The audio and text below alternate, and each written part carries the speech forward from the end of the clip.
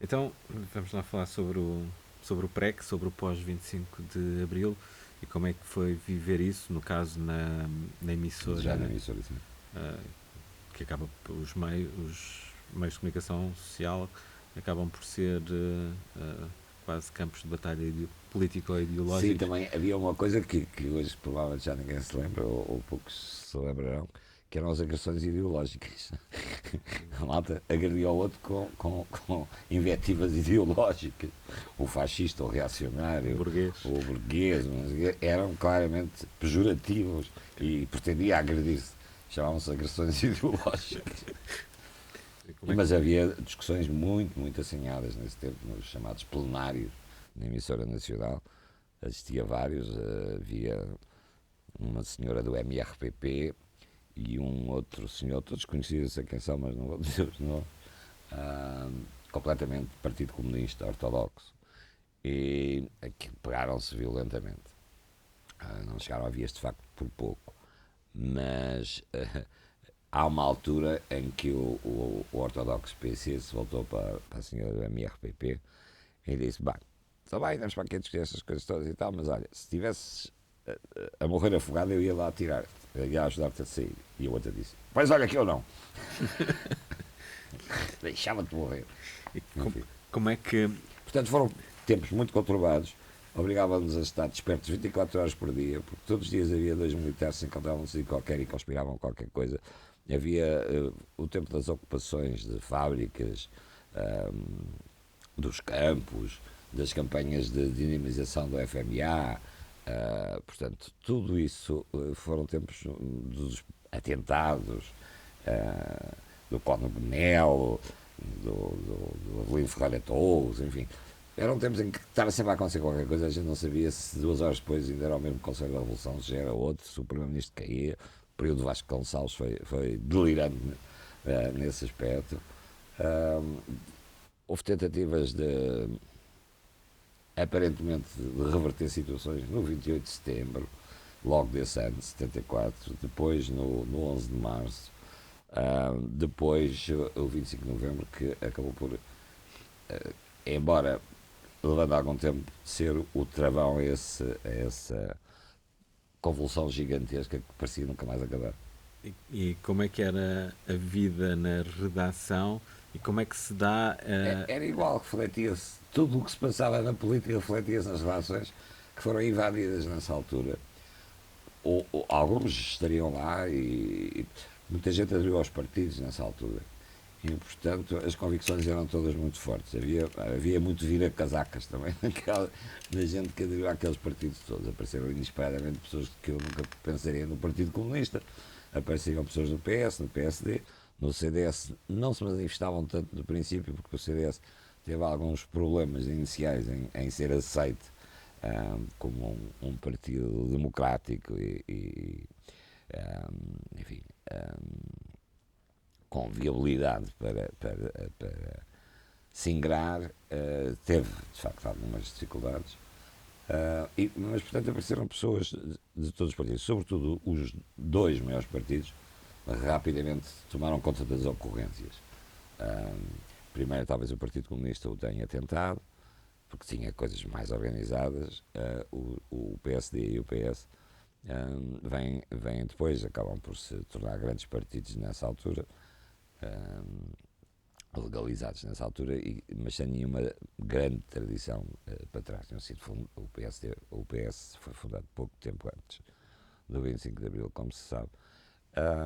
E, portanto, o que acontece é que eles tentaram ocupar lugares de responsabilidade, quer na RTP, onde eu não estava, só entrei mais tarde, e na rádio, e nos jornais. Há aquele caso de saneamento, há notícias, há muita. Tudo o que se passava na política refletia-se lá dentro. As pessoas vestiram camisolas e eram furiosas na defesa da sua visão da sociedade e do modelo de sociedade que estávamos a construir. mas isso acontece também ao mesmo tempo em que pelo menos na rádio se autonomizam os jornalistas ou isso só vai acontecer mais tarde? Não, é nessa altura. Já havia bons exemplos. Eu julgo que o Rádio Clube Português já o fazia. já tinha jornalistas a fazer, a dar a informação, portanto, ao microfone. Na emissora nacional, julgo que não. É por essa altura que os jornalistas começam a ir à antena com os trabalhos que faziam. Havia, como acontece aqui, como acontece nas televisões, os chamados pivôs, os chamados homens do ecrã. Ali havia um noticiário principal e havia o pivô que metia ao jornal, anunciava as notícias mais importantes do dia e tal, e chamava outros a desenvolver notícias. Mas mesmo assim é um modelo ainda não é. Quer dizer, na rádio eu acho que se continua a passar a mesma coisa. Há um jornalista que vem debitar a informação toda. Nós fazíamos os chamados jornais falados na emissão nacional a partir de 75, 74, julgo que é no final de 74. Eram jornais falados, normalmente tinha o tal apresentador, o tal pivô, o tipo que conduzia a emissão, e eu lembro de fazer essa emissão com mais duas pessoas. Normalmente ou liam segundas notícias, ou liam a parte internacional, enfim, havia ali, era um jornal falado. Okay. Hoje eu penso que esse modelo já não existe nas rádios. É sempre a mesma pessoa que aborda o microfone e debita toda a informação. Uma parte terá sido ela própria que o fez, outra parte foram os seus colegas jornalistas. Okay. E, portanto, ao mesmo tempo que se assumem posições políticas e mundivisões por parte dos próprios jornalistas. E isso estava presente na forma de fazer jornalismo nessa altura? Era muito panfletário, tinha muitos adjetivos, levou tempo a que isso se atenuasse. Por exemplo, na chamada imprensa desportiva, isso ainda não acabou. Não é? É a paixão que está ali sempre em cada relato, em cada narrativa do jogo. Na rádio e na televisão isso está mais atenuado. Então, depois a rádio continua a experiência na rádio. Como é que é até entrar para a RTP? A experiência na rádio foi normal, foi, de facto, da locução, ainda em 74, passei de facto para a redação. Tive como chefe de redação, na altura, o Jaime Gama. E o Manel Alegre era diretor de programas. Foi um período interessante. Mas aí está o cariz político que aquelas coisas tinham na altura, muito vincadamente. Isso foi-se diluindo, mas perdi-me outra vez. Contar um bocadinho a experiência na rádio, na emissora nacional, até depois passar... Até às pressões, até à passagem a vivência da relação. Notava-se perfeitamente quem era do Partido Socialista, quem era do PSD, havia confrontos quase diários, confrontos verbais, não assistia a nenhuma cena de pancadaria, mas havia claramente quem fosse para ali para defender o que era notícia do PSD ou quem fosse defender o que era notícia do PS, do PC até determinada altura também, do CDS não me lembro de ter visto grandes defensores na relação, mas sobretudo desses 2, 3 partidos, vincadamente percebia-se que cada um puxava para o seu lado. Isso esbateu-se com o tempo, mas foi muito vincado a seguir ao 25 de Abril durante 1 ou 2 anos. E em termos do resto das pessoas à volta da redação, como é que era a relação com a área técnica? A rádio tem uma tecnologia relativamente leve em termos do processo de comunicação, depois na televisão vamos ver que a parte... Sobretudo naquela altura era bastante mais pesado. Hoje faz televisão com um telemóvel, na Praça Tariq, e faz televisão, mas naquela altura não, assim, era uma máquina... Como é que era na rádio a relação com... Tranquila, de camaradagem, havia a mesma coisa, havia tipos do Partido Comunista, tipos do PS, tipos do PSD e tal.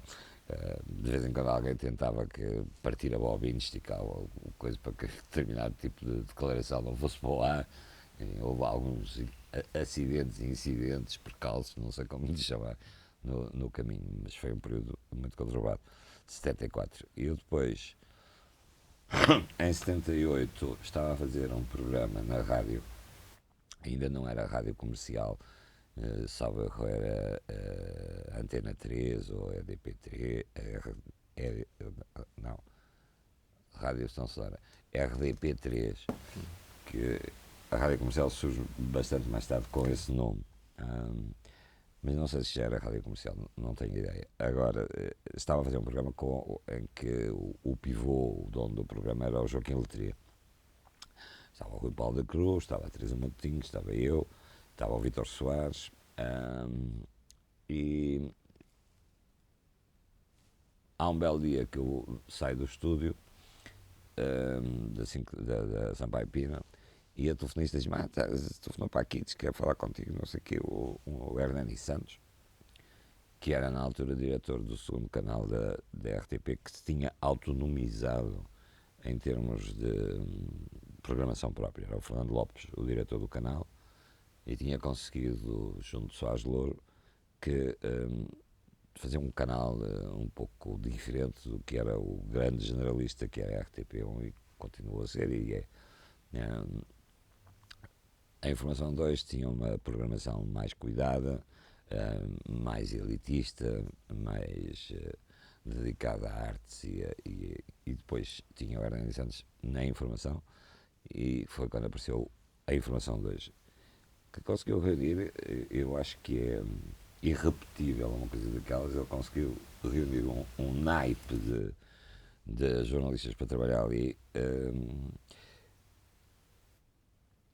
que eu acho que é irrepetível, desde o António Mega Ferreira ao Joaquim Letria, ele próprio Hernani, ao Zé Júdice, ao Joaquim Furtado, ao Luís Pinto Enas, ao João Grego Esteves, ao José Alberto Machado, à Fátima, que na altura era Bonifácio, agora é.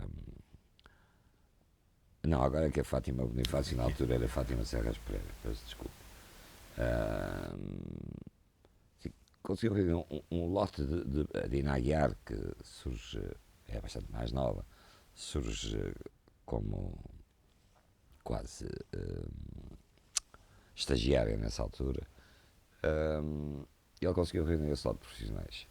Dá-se uma ruptura qualquer lá, sai o Carlos Pinto Coelho, que também estava na Informação 2, a Margarida Amarante, que tinha também entrado há pouco tempo, e o Hélder Freire, suponho. E, portanto, houve ali uma falta de gente. E o Joaquim Letria, que estava a fazer esse programa comigo, disse ao Hernani: está lá um puto na rádio que trabalha comigo, tem capacidades, tem boa figura e tal, não sei o quê, tem boa voz, não sei. Vendeu-me, pronto, entre aspas. E então o Hernani telefona-me, de facto.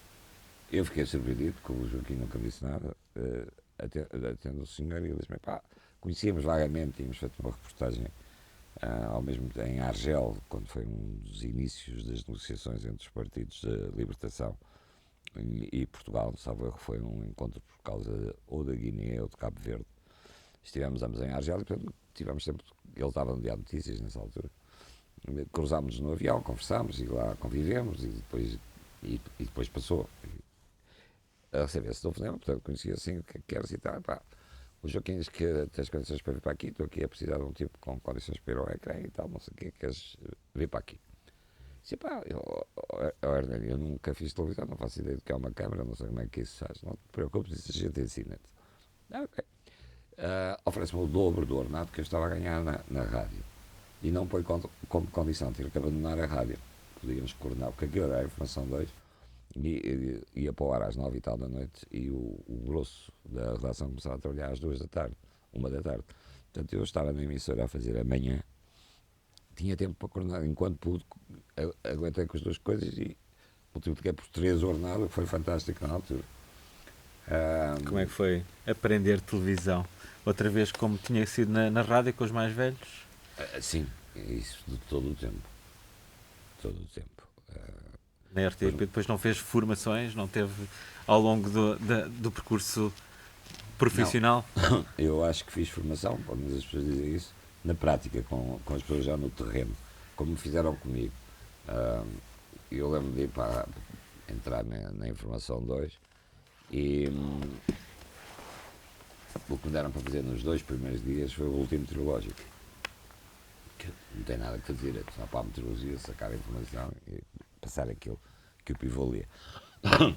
E ao terceiro dia estava à espera que não acontecesse uma coisa. Mas vou a sair e diz-me o chefe da agenda: já viste o que é que tens para fazer amanhã? Eu, não, mas está aqui. Ainda não havia computadores sequer. Era máquinas de escrever, datilógrafos e tal. E ele disse-me assim: há aqui um quadro onde a gente põe o que cada um tem para fazer no dia seguinte. Fui ver, estava lá, Estreia das Horas de Maria, que é o filme, salvo erro, do António Macedo, jogo, não quero errar, que estava a causar muita polémica junto à Igreja Católica, estava aquilo uma heresia pegada e tal. E portanto havia uma manifestação, que estreou-se no Nimas, na 5 de outubro, e havia uma manifestação à porta e portanto eu ia cobrir o que é que se passava. Disse, pá, mas eu nunca fiz isto. Pá, não te preocupes. E também foi assim, de facto, dizer assim, pá, só tens de escrever o que se passa. E eventualmente, acho que nem fiz perguntas a ninguém.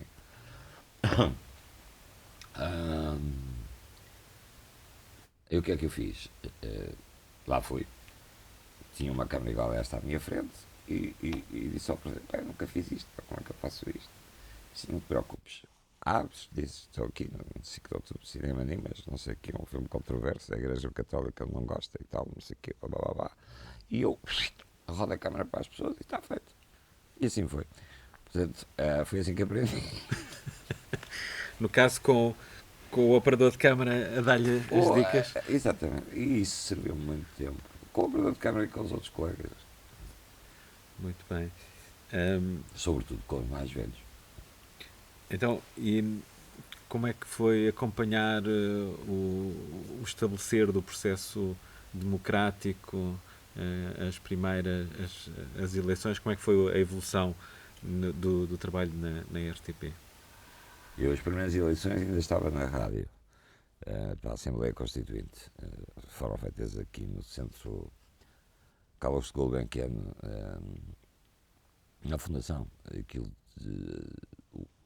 todo o centro nevrálgico dessas eleições estiveram. Julgo que também o que havia de informática e de apuramento de votos passava por ali. E a televisão e as rádios tinham ali estúdios durante esses dias. Portanto, as primeiras eleições foram para a Constituinte. Vivias na Gulbenkian, recebendo informação.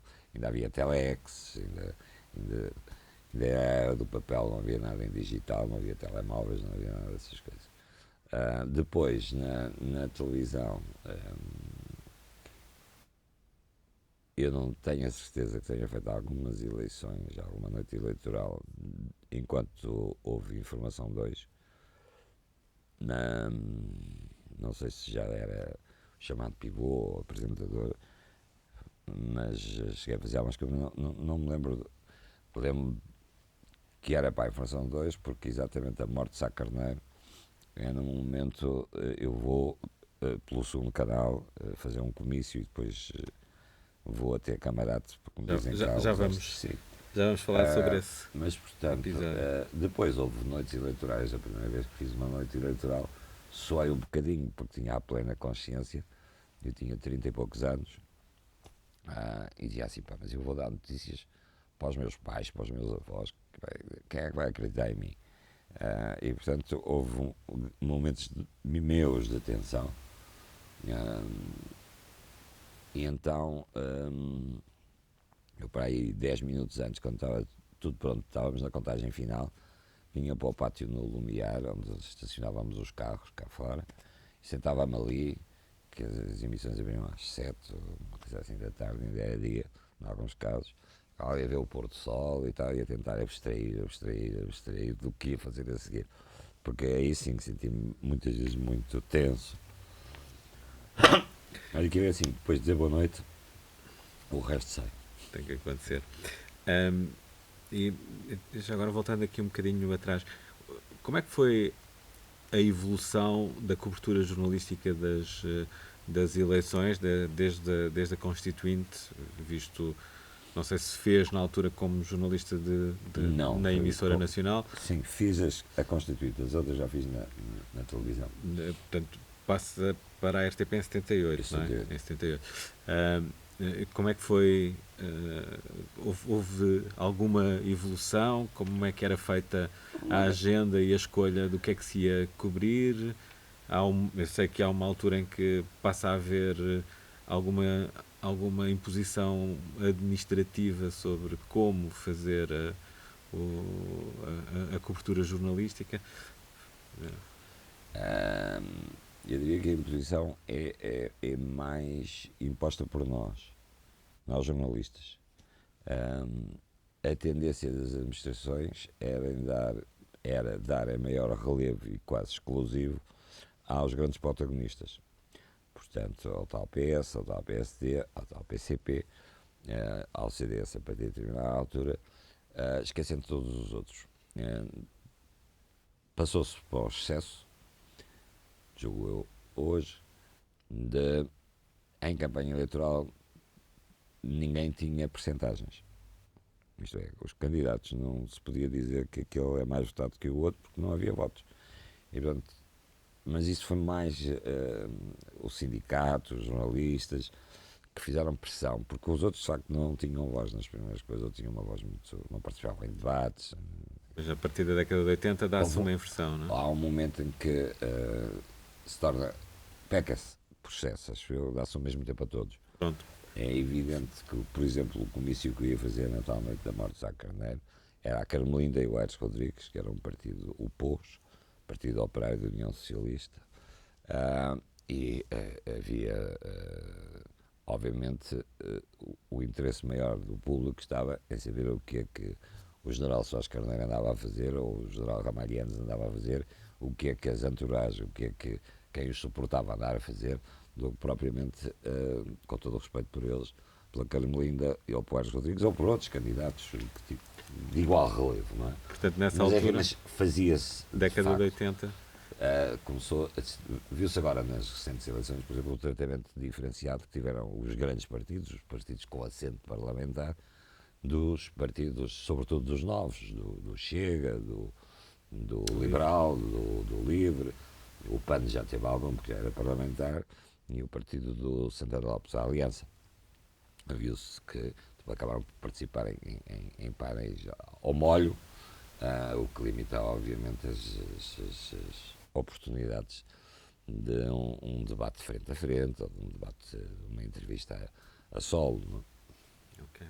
Mas, portanto, isso evoluiu muito, até chegarmos a estes modelos atuais. Em que se procura. É evidente que as televisões comerciais não têm as obrigações que tem a televisão do contribuinte, a televisão que o contribuinte paga diretamente. Outras também pagam, mas é de forma indireta. Mas aquelas são pagas pelo Orçamento de Estado e pelas taxas, pela taxa de audiovisual. Portanto, têm responsabilidades diferentes. Aí talvez haja uma tentativa de maior equilíbrio. As outras, é evidente que ninguém vai pôr o Tino da Rãs outra vez durante meia hora a debater seja o que for. Quer dizer, o senhor é muito simpático, tem as suas ideias, mas de facto já está provado qual é o interesse que ele tem para quem vota, na freguesia conseguir ganhar. Okay. Então, durante uma dessas campanhas eleitorais, em 81, dá-se a morte de Sá Carneiro E o Henrique. E o Omar da Costa.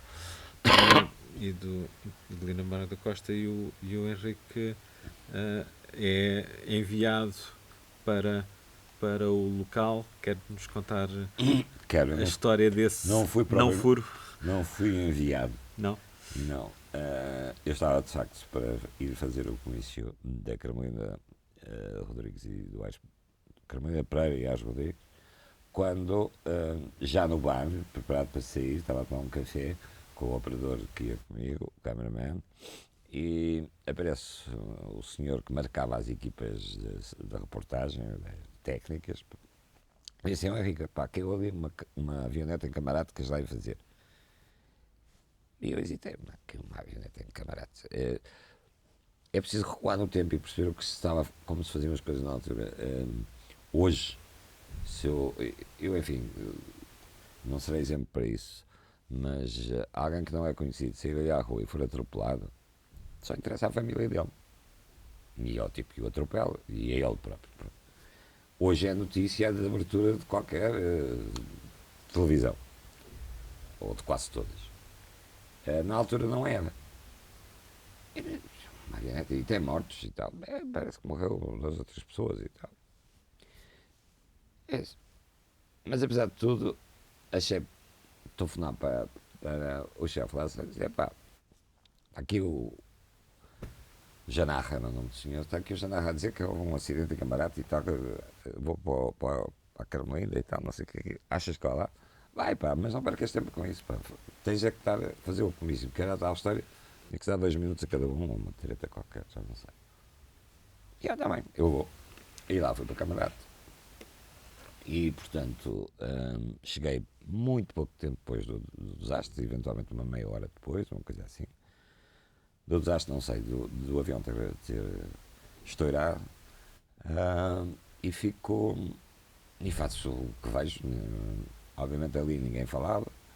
Tinham morrido todos, não havia gente à volta, tinham fugido. Estavam os bombeiros ao fundo da rua e tinham acabado de extinguir as chamas. E ainda não estavam a proceder ao desencarceramento das vítimas. Não sabiam quem vinha lá dentro. Eu narro, quando não temos interlocutores, temos que dar a cara à notícia e dar a notícia. Cerca das 8 e tal, caiu aqui uma avioneta que estava nas minhas costas. Eu estava em cima de uma roda do avião e era um bombeiro com a mão que me segurava para eu conseguir estar em cima daquilo. Estava com um ar um bocado agitado, mas tinha 3 explicações. Primeiro, o cheiro, a carne humana queimada e o cheiro do próprio incêndio da gasolina ou o que é que tenha ardido era horrível.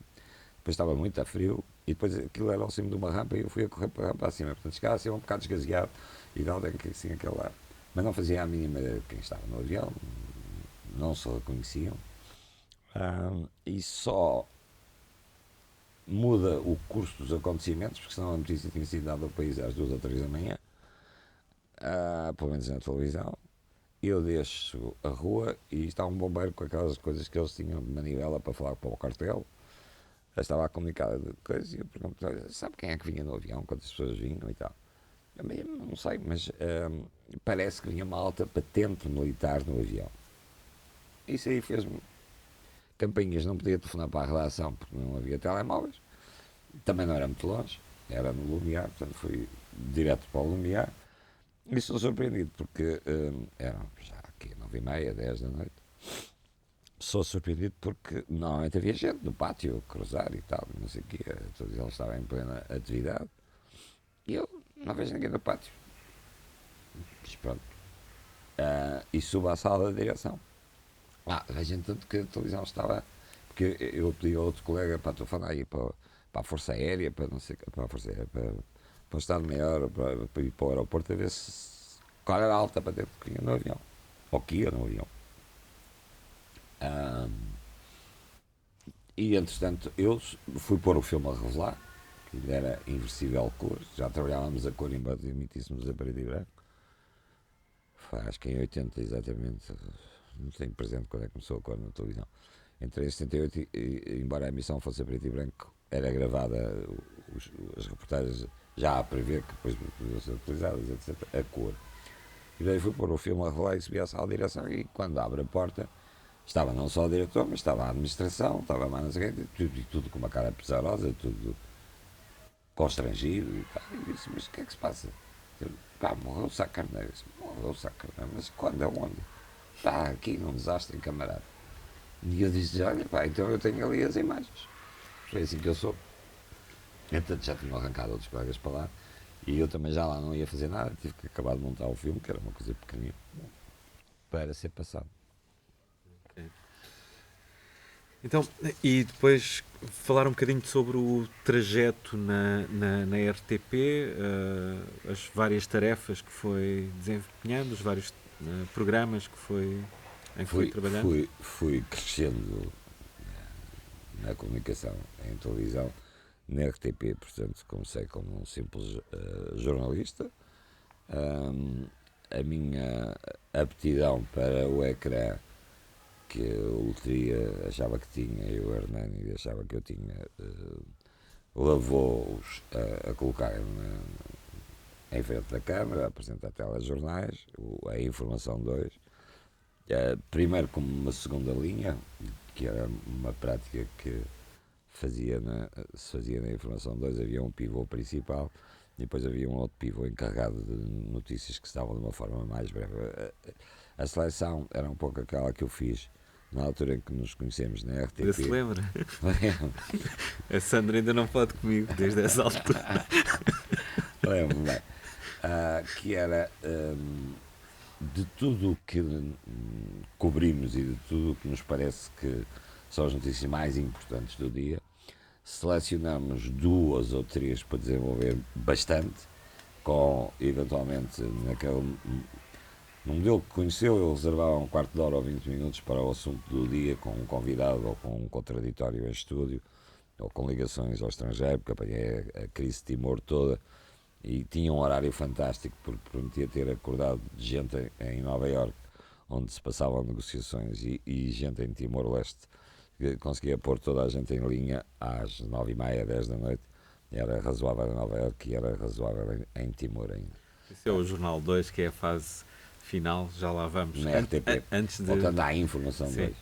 2. A Informação 2 tinha o tal segundo pivô que lia as breves, portanto, tinha assuntos mais desenvolvidos e depois tinha também aconteceu isto, 3 parágrafos para cada assunto. E nós começávamos a fazer isso, mas era o primeiro enfrentamento da Câmara, era o primeiro a olhar para o teleponto, era a primeira habituação ao estúdio, àquela envolvência, àquela pressão, que é estar dentro de um estúdio à espera que a emissão comece. Há ali uns momentos que são de grande tensão, mas enfim, que se vai atenuando com o tempo, mas eu sempre tive e defendo cuidado, que é quando estiveres a jogar que vai tudo correr bem, de repente estoura um projetor como rebentou, acontece qualquer coisa de imprevisto e tu tens de desenvencilhar. Caem as torres de Nova Iorque, atiram com o Saddam ao ar, foram coisas que assisti em direto em frente à televisão, portanto, calma, porque acontece agora e tu tens que ver para além do que estás a ver.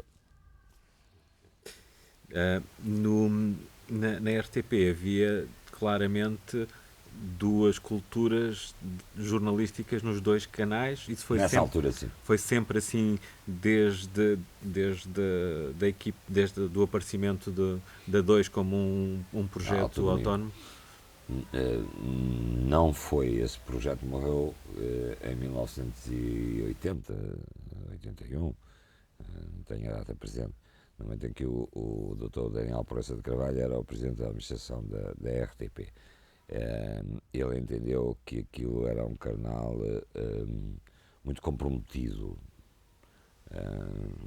Ele não o disse, julgo, mas alguma imprensa achava que e há alguns partidos chamavam-lhe o Canal Vermelho. Nesse Canal Vermelho havia gente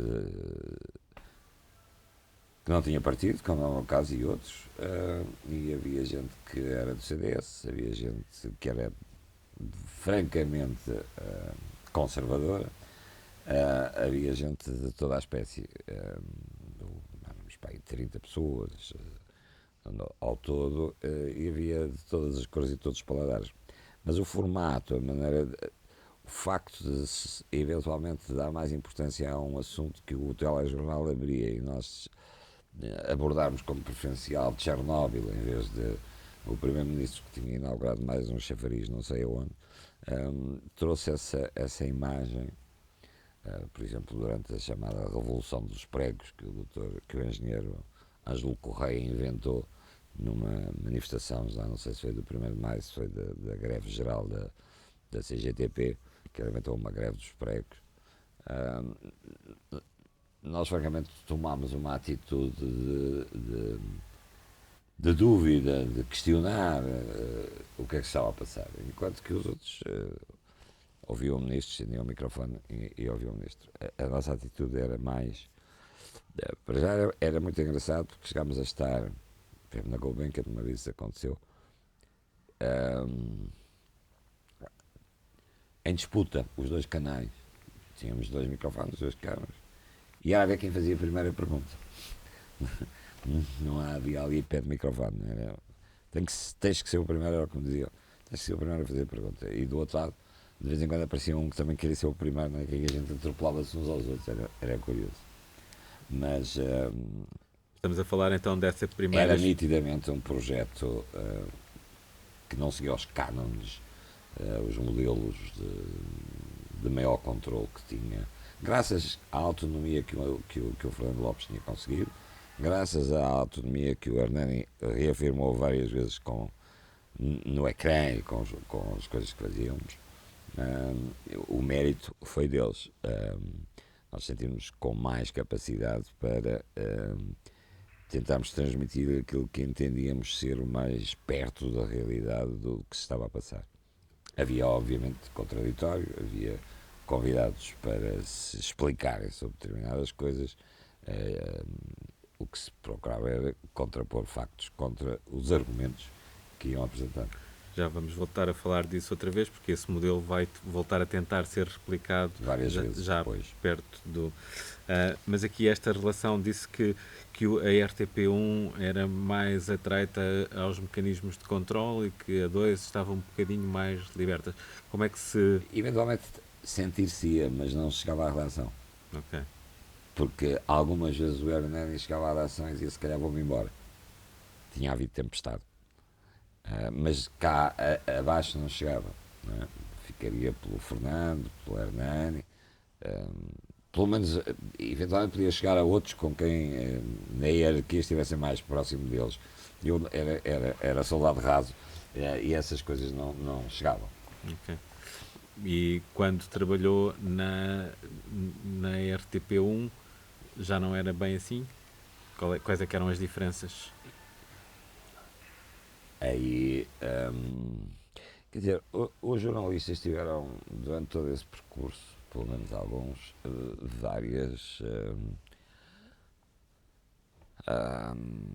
sublevações, sem ser pegar em armas, mas de contestação a determinadas linhas editoriais, a determinadas imposições, a determinadas omissões. Houve muitos momentos de alguma tensão nas relações por causa da forma como se cobria determinado tipo de acontecimentos, ou não se cobria, ou se cobria de determinada forma. Houve muitos momentos, mas é óbvio que era o canal de maior audiência. Não é? O outro era um canal que tinha uma audiência muito, muito inferior. E, portanto, era aí que o poder político tinha aos olhos. Era esse o que lhe importava mais. Embora o outro, de vez em quando, fizesse moça. Mas é sobretudo o que era visto pela maior parte das pessoas, pelo público-alvo dos políticos. Mas, ok. E era o único canal de televisão Sim, em era Portugal, único, portanto. não havia mais nenhum. Mas então o Henrique esteve na Informação 2 até Ela fechar. ela fechar. Depois ingressei no Canal 1, porque a informação do Canal 2 foi extinta na altura. Como é que é essa transição e qual é que era a cultura no telejornal? Não sei se já se chamava telejornal na altura. Já acho que se chamou sempre telejornal, foi o único nome que não mudou ali. A extinção da Informação 2 foi muito violenta. Vários jornalistas, lembro-me, por exemplo, do Joaquim Furtado, foi colocado no teletexto, que é uma coisa que hoje as pessoas provavelmente já não sabem o que é. Mas, portanto, havia umas notícias que eram passadas escrito no ecrã e então o Joaquim e mais outros foram colocados no teletexto, o que é claramente uma punição, eu acho que era uma humilhação profissional. Eu não fui tão castigado, mas fui posto no jornal. Havia um jornal de fecho à meia-noite, perto da meia-noite, no Canal 1, Últimas Notícias, uma coisa assim. Mas nos primeiros meses só podia escrever, não podia aparecer. Depois isso foi evoluindo.